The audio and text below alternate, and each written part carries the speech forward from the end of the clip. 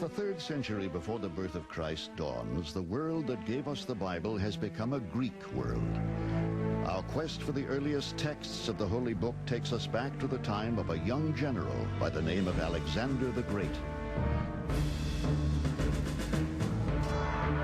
He has carved a path of victory through Asia Minor, from Syria, Egypt, and Persia to the borders of India, bringing Greek culture, language, and influence in his wake.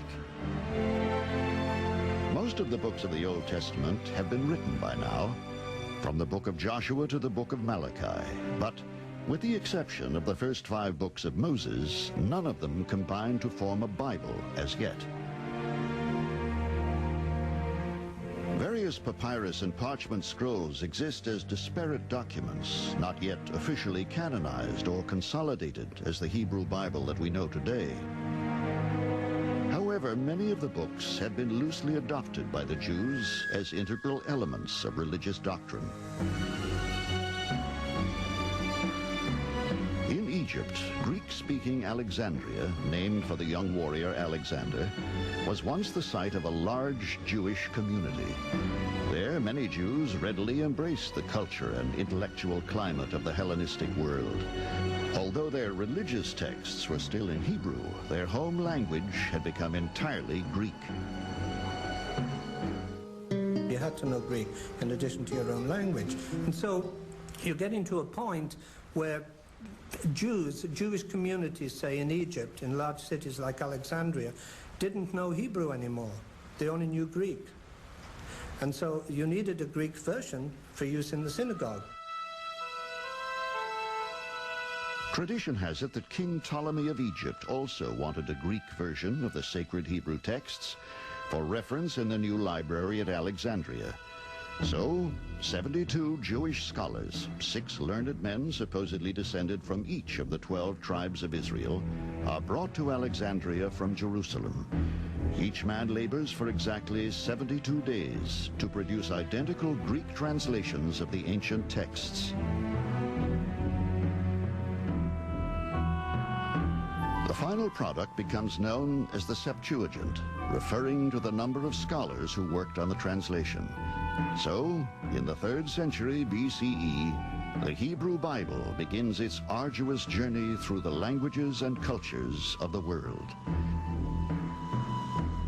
The reason that the Septuagint is so important historically is it's the first time that Jews said out loud, as sacred as Hebrew is, it's more important that people read the Bible and know it than that it remain in that original vessel, the vessel of the Hebrew language. And it opened the door, far away as it may be, to those Bibles that you find in every hotel room in America in English, so that the average person moving around can read them, because it was the first statement that we don't care what language you speak, the message here is so important that you have to be able to read it. The original copies of the Septuagint may well have been stored for safekeeping in the great Alexandrian library, a treasure trove of almost 1 million scrolls and documents from antiquity. But in the 47th year before the birth of Christ, the library is consumed by a fire, set by Julius Caesar's legions as they capture the city for Rome, destroying for all time a priceless chronicle of humanity's accumulated knowledge. The question about the destruction of the Alexandrian library is one of those questions that probably would bring virtually any scholar you asked to tears because we think about what in the world could possibly have been lost there, and the mind is just boggled by the possibilities of what we had lost. Unnamed or unheard of prophets. Events from the life of the Jews in the Persian period, for example. What were some of the writings and adventures hinted at in a historian like Josephus, for example, that we might have had more information about in the libraries? The documents translated into Greek were often referred to by the Hebrew term hasfarim, the books, the Greek equivalent being ta biblia, the books. This would later translate into the term we use today, Ta Biblia, the Bible. The Septuagint had laid yet another foundation stone in the development of the Holy Book, for the translation contained not only the 5 books of Moses, but many of the other texts in use at the time. Scholars have long puzzled over which early documents were eventually included in the officially sanctioned canon. They have pondered on which ones were excluded and on the reasons why some books were chosen in preference to others. There are also numerous so-called lost books, books which are mentioned but no longer appear in the Bible. Little is known about the actual process of the canonization of the Old Testament, but the decision as to which books were to be included in the Bible and which ones left out may have taken place within the 1st century after the birth of Christ. Those were turbulent times, with Jerusalem and the people under the yoke of Rome.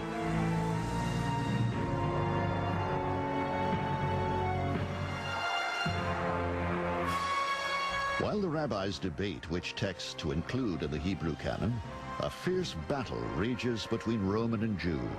The land has been laid waste, and isolated pockets of Jews fight bitterly against Roman occupation and aggression. The surviving authorities, those who got through the war okay, met in the town of Yavne, and one of their first priorities was really to get this Holy Scripture defined and done. If you don't finally get this down, you run the risk of diluting or losing the whole heart of the people, which is the covenant with God and its relationship in history. After much debate, the Hebrew texts are finally agreed upon, and the books of the Old Testament, as we have them today, are canonized.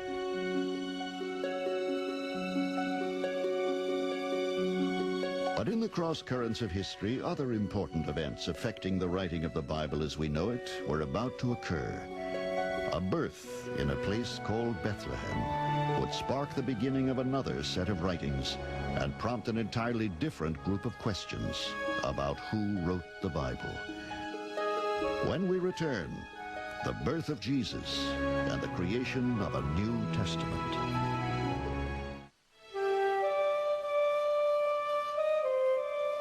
The town of Bethlehem. Tradition tells us that it was in this humble place almost 2,000 years ago that the baby Jesus was born. The environment into which he came was dominated by imperial Rome. Judea, the land of the Bible, was now a province of a powerful empire that stretched across Europe, Asia Minor, and North Africa. The most formidable economic, political, and military force the world had ever known. On the eastern frontier, Judea, once known as the Kingdom of Judah, now lay at the crossroads of the many trade routes that brought prosperity to the empire. It is against this background that the man from Galilee comes to preach his message of compassion, salvation, and redemption, heralding the birth of a new religion that would one day sweep the world. It is a noble yet tragic saga that would end in crucifixion for the one known as Jesus Christ. But those who follow and believe in him are determined to tell his story, and so a New Testament emerges. If you look at the New Testament as a small library, the first part are the 4 Gospels. The next book is called the Acts of the Apostles. It tells the story from after the death of Jesus up to the arrival of Paul in Rome. Then you have letters, epistles of Paul, letters by other, at least attributed